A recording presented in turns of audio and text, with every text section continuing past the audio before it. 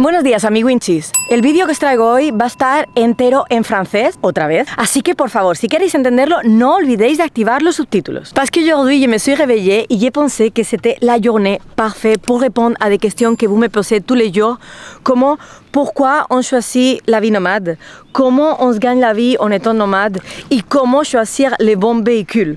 Et aujourd'hui, j'ai pensé que c'était la journée parfaite parce que je suis avec quelqu'un qui, comme moi, il a choisi la vie nomade depuis très longtemps. Así que aujourd'hui, je vais vous présenter à mon ami Graf Kramat. Salut, ça c'est moi. Nomade, aventurier et surtout papa. Pour résumer, c'est simple.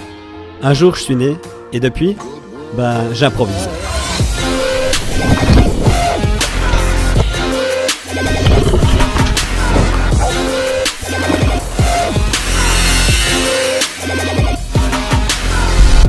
Déjà, je suis pas ton ami.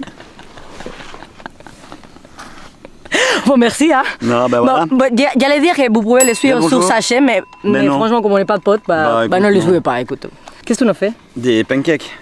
Ah ouais? Ouais, parce qu'en fait, ça fait 4 jours que je suis là maintenant et ça fait tous les jours que je cuisine tout le temps pour tout le monde. Donc j'ai pas. En fait, moi je fais aussi des vidéos comme Mia, mais étant donné que je cuisine pour tout le monde, je n'ai pas le temps de faire Il a des pas le vidéos. temps. Donc c'est moi qui le fais pour lui.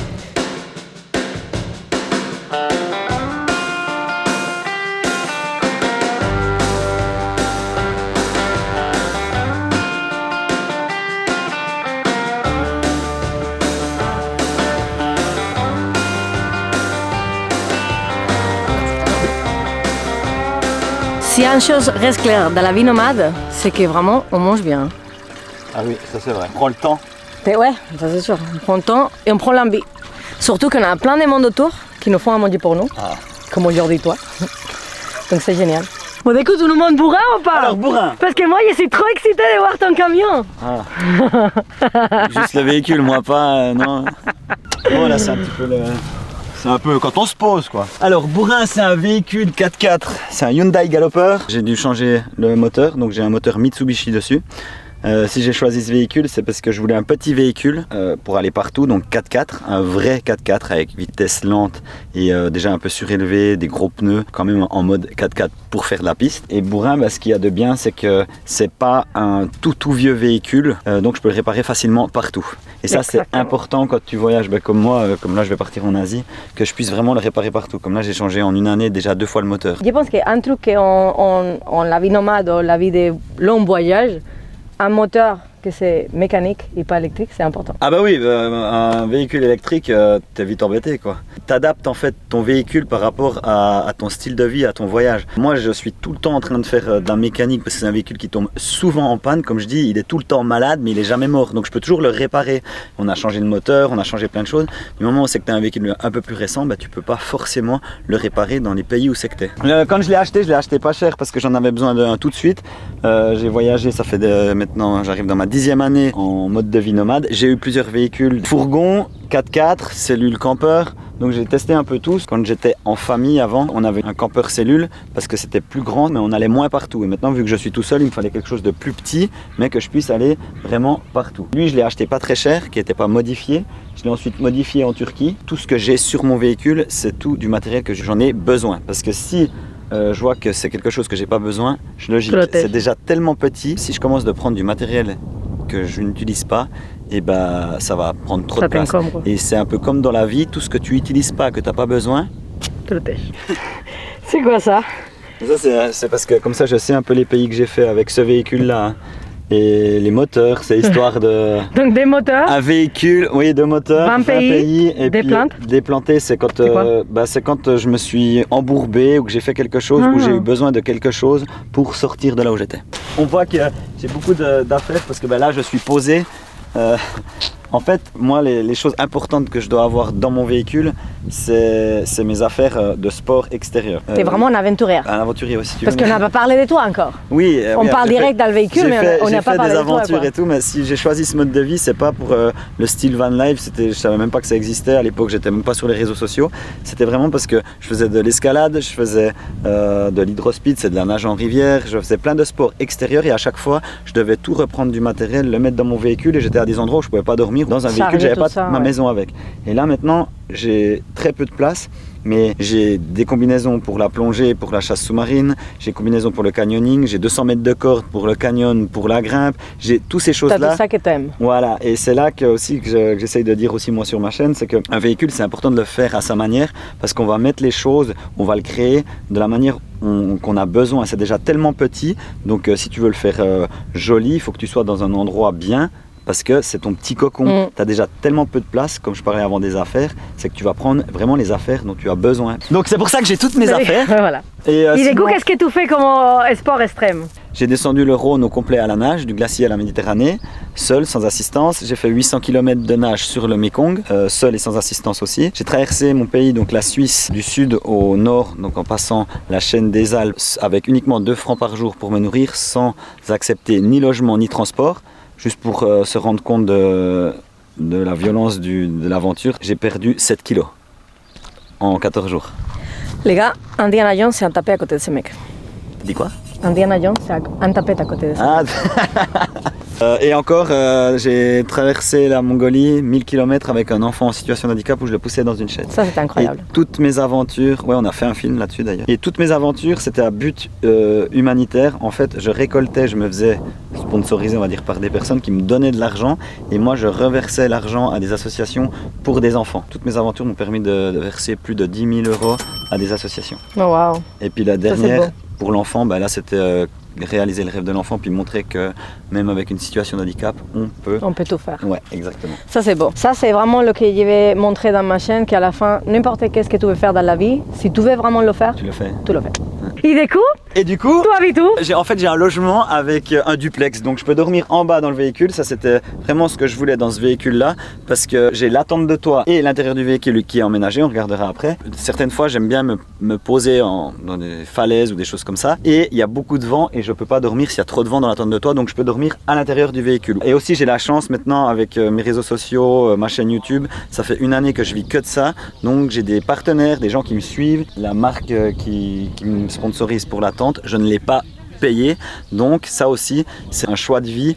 Certaines fois on m'offre du matériel que je fais de la pub, que je teste parce que je vis tous les jours avec ce matériel, et du coup c'est un bel échange qu'on peut faire nous les youtubeurs, parce qu'on a un mode de vie, c'est vraiment notre vie, on vit tous les jours avec ce matériel, donc on le teste quand même à profondité, et en plus on peut après rendre un avis sur des produits et aider des gens à vouloir peut-être démarrer ce mode de vie, ou peut-être juste partir en week-end avec du bon matériel.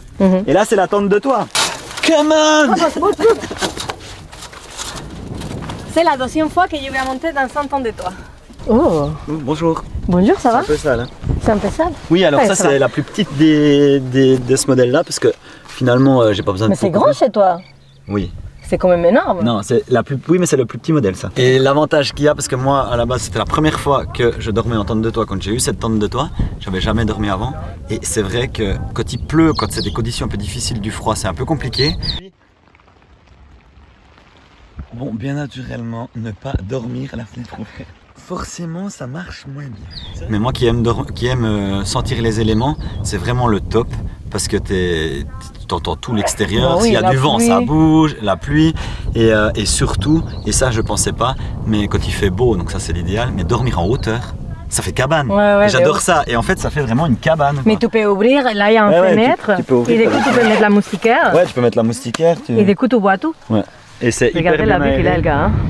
Et c'est super bien aéré, et puis quand il fait chaud, bah, c'est vrai que c'est mieux de dormir dans la tente de toit. Ici c'est que mon lit, on va dire ma chambre, ça me permet aussi de laisser un peu des fois le bordel quand je travaille en bas ou que je cuisine, et aussi d'avoir deux chambres. Si une fois il y a quelqu'un qui vient avec moi, comme ça moi je peux dormir en bas, quelqu'un peut dormir en haut, je peux aussi inviter les gens. Regarde. Il y a Patrick. Quand il fait froid, il y a un chauffage ici? Non, il n'y a pas de chauffage ici. Non? Mais tu as un chauffage en bas? J'ai un chauffage dans le véhicule en bas. Justement aussi, si une fois vraiment je me les pèle et que je veux dormir au chaud, j'ai un Webasto et je dors en bas dans le véhicule. Moi, que tu nous montres à l'intérieur? Oui. Parce qu'il est beau dedans. Hein? Et là, la phrase magique que tous les wildlifers te disent avant de rentrer dans leur véhicule. que j'ai vraiment pas rangé, hein, on est d'accord? C'est pas grave. Hein. Oui, alors le véhicule, je l'ai aménagé en 5 jours. Pourquoi j'ai réussi à l'aménager aussi vite et sans le modifier? C'est parce que j'avais déjà toutes mes affaires. Donc en fait, je prenais les affaires et je construisais tout autour. Et c'est comme ça que j'ai pu économiser le maximum de place. Le but, c'était vraiment de faire tout à double utilisation, pouvoir utiliser dedans et dehors. Et je peux cuisiner dehors, je peux cuisiner dedans, je peux m'asseoir dedans, je peux dormir dedans, même à deux, parce que je peux mettre une planche là. Waouh. Et tout est mobile. Ça veut dire que le jerrycan, je peux le sortir. Le réchaud à essence, je peux le sortir. Je tiens à préciser. Ça, c'est génial. Ouais. Que je n'ai pas de gaz, je fonctionne tout à l'essence et diesel. Alors c'est clair que c'est petit, mais j'arrive à tout faire dedans. Et l'électricité, j'ai une batterie normale, donc batterie auxiliaire Victron avec un panneau solaire sur le toit. J'ai aussi une petite batterie nomade avec un panneau solaire nomade. Par exemple, si je me mets à l'ombre, que je puisse aussi avoir de l'électricité, le mettre au soleil. Hoppa. On ne va pas être grand, hein.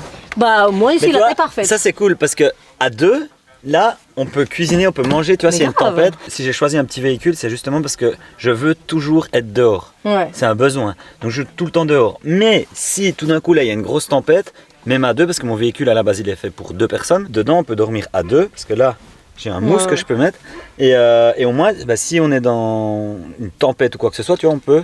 Être à deux temps. Voilà. Après, il faut que ta femme ou ta copine ou ton Oui. mec Oui, mais soit faut pas pas- très grande parce que ouais. sinon voilà. Mais moi, je suis parfait là. Ouais. Mais à la base je l'ai fait pour moi et ma fille, quoi. Donc tu vois, c'est une petite fille. Donc, Ouais. Moi, j'adore les détails, tous les tiroirs que tu as fait avec des petits cailloux, des petits trucs. Ah, regarde ça. Oui, ben ça, c'est des fois, tu n'as pas tout le matériel que tu veux, donc tu cherches sur la route. Et, tu mets, Mais et c'est ça, comme c'est- ça que ton véhicule y vit. Ouais, il a la vie. T'achètes pas de dedans. cadeaux, t'achètes pas de souvenirs, mais en fait, t'as Tous les trucs, trouvé ouais. un caillou, tu le prends. Comme là, j'ai des trucs quand j'ai descendu le Rhône, quand j'ai descendu le Mekong, c'est ça qui a des C'est valeurs. ça qui donne les la plus- vie à ouais. les véhicules, Aux je trouve, véhicules, ouais. après, que ça devient tout Ben, c'est une ça. exposition artistique, quoi. Oui, puis ça reflète ton style de vie, qui tu es. C'est pour ça que moi, je kiffe tellement rentrer et voir, surtout quand c'est nous-mêmes qui l'a fait, Ouais. parce que vraiment, tu rentres là-dedans, tu vois. Bah oui, tu vois Ouais, les gens. tu vois ce qui- vraiment le délire de chaque personne dedans et c'est magnifique. Mais du coup, là maintenant qu'on est posé un peu, tu me racontes un peu qu'est-ce que ça t'a inspiré parce que tout le monde il a commencé pour quelque chose. Ouais. Comment est-ce que tu as décidé de tout quitter, de quitter la Suisse, ton travail, ta vie normale pour devenir nomade et choisir ces modes de vie quoi? Alors avant j'avais un mode de vie typiquement suisse et je travaillais beaucoup, j'étais chauffeur poids lourd. C'est pas que ça me plaisait pas mais c'est juste que je ne remarquais pas que vu que j'avais vu que ce mode de vie là, ça me convenait pas. C'était même pas pour vivre ce mode de vie, c'était réaliser un rêve, travailler au Canada dans un ranch. Ce que j'ai aimé c'était le transit entre la Suisse et le Canada et que j'avais plus rien et que je savais pas où j'allais et que je savais pas où je dormais et c'est ça que je kiffais. Petit à petit avec les sports que je faisais et tout, j'ai remarqué qu'en fait j'ai besoin de toujours de mouvement en fait. Vivre dans un véhicule, alors au début c'était totalement à l'arrache, j'avais foutu le feu à mon premier véhicule, j'ai n'importe quoi. Mais c'était vraiment dans l'optique pour moi, pour mon mode de vie. C'est pas un mode de vie quand même facile tous les jours. Non, c'est sûr. Mais moi c'est ça que j'aime, c'est le fait de pas savoir où tu dors, le fait d'être autonome, mais c'est comme je dis tout le temps, c'est pas cultiver tes patates puis boire de l'eau de pluie, non, c'est d'être autonome dans tout, dans tout ce que tu fais. Typiquement moi mon véhicule il tombe en panne, ben, voilà, j'essaie de faire moi-même et c'est ça que j'aime. Et comme je le disais sur ma chaîne YouTube, de vivre c'est un métier, parce que si tu commences à faire tout toi-même, ça te prend toute la journée. Exactement. Et c'est beaucoup plus gratifiant parce que je fais aussi de la pêche sous-marine. Et là aussi, des fois, tu n'as pas à manger, donc tu vas pêcher. Et en fait, tu t'occupes toute la journée. Il y a une chose que moi j'aimerais trop partager avec les gens, que Ouais. c'est d'ailleurs comme ça que j'ai été rencontrée sur le net. Où est-ce que tu as fait naître ta fille? Parce que ça, c'est quand même une histoire incroyable. Ma fille, elle est née au milieu d'une forêt en Bulgarie, dans notre véhicule qui était à l'époque un pick-up avec une cellule campeur dessus. Et c'était sur notre propre choix. Pour nous, c'était, comme on parlait de l'autonomie avant, c'était aussi d'être autonome du moment où c'est que tu fais un enfantement. Et après, notre petite, elle est arrivée là dans la forêt. Notre fille est née. La première chose qu'elle a vue, c'est les arbres. Elle a senti le vent, le soleil. Wow. Le nom de la rivière où on était porte son nom aussi. J'ai lavé le sang de la maman d'hémorragie avec l'eau de la rivière qui porte le nom de ma fille. Son placenta, parce qu'on a fait un bébé lotus, on a laissé le placenta accroché à bébé jusqu'à quand qu'il parte, est enterré à l'endroit où elle est née. Donc J'ai pas de croyance au niveau religion ou quoi que ce soit, mais j'ai des croyances en ce niveau-là, au niveau de tout ce qui est, on va dire, normal de la nature, de l'instinct de l'être humain, de sauvage et de tout. C'est comme marcher pieds nus ou des choses comme ça, tu vois. Enfanter comme ça, c'était un peu compliqué à expliquer. Donc c'est horrible de dire que t'as pas le droit d'enfanter naturellement. Ouais. Dans certains pays, c'est compliqué, quoi. Mais ça, c'est la œuvre d'art de Sarah, la pastissière. La pastissière. Arrête de dire ça, on dirait qu'elle boit du pastis, qu'elle fait du pastis. Oh, ils sont trop bons. Ça, c'est la magie de la vie nomade. On est en Turquie, dans un plage, il y a quelqu'un qui nous fait des croissants français. Ils ont peut-être pas la gueule et tout, mais... La vidéo, ça dure 15 minutes et pendant 5, on mange. Bien que son navet. Chacun son petit goûter, hein. On va faire à manger. Du coup, je vais préparer une de mes spécialités que j'ai appris ici en Turquie. On va faire une espèce de pizza froide avec des produits locaux. Il faut sortir les sicofte, les tomates, la salade et tutti quanti. Et on va préparer tout dehors, comme ça on peut faire un petit atelier, les amis. Un petit quoi? Atelier. Atelier, si. Allez. Alors, quelqu'un, il est plus de carottes. Ah moi j'adore les frites. Regarde comment je lave la salade. Hop, tout propre.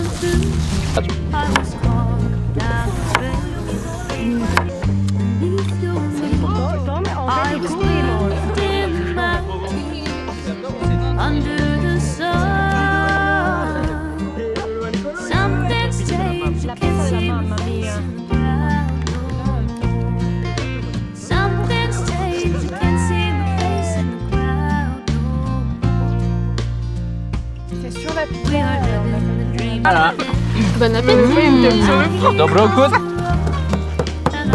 Zapowiecie. Dobromen et pacifié. Merci beaucoup. Ça c'est Doudou, oui, ça c'est le Doudou de ma fille, puis c'est avec ça que là je pars direction Laos et je voyage avec Doudou et on laisse des messages à ma fille avec Doudou. C'est un bon projet. Ouais, Et tu vas arriver jusqu'à où? j'aimerais arriver jusqu'au Laos, mais j'ai toute une vie pour y aller. Parce que pour ça, on est nomade. Voilà. Et avec ces belles réflexions, je vous dis à tout à l'heure, à demain, à la semaine prochaine, je ne sais pas quand, mais je vous aime. Adios, hasta luego. Hasta luego. Attends. Quoi? Tom espagnol. Un Salwegi. C'était la fin de la vidéo déjà? Oui. Putain, bah j'ai bien fait, je me suis gavé.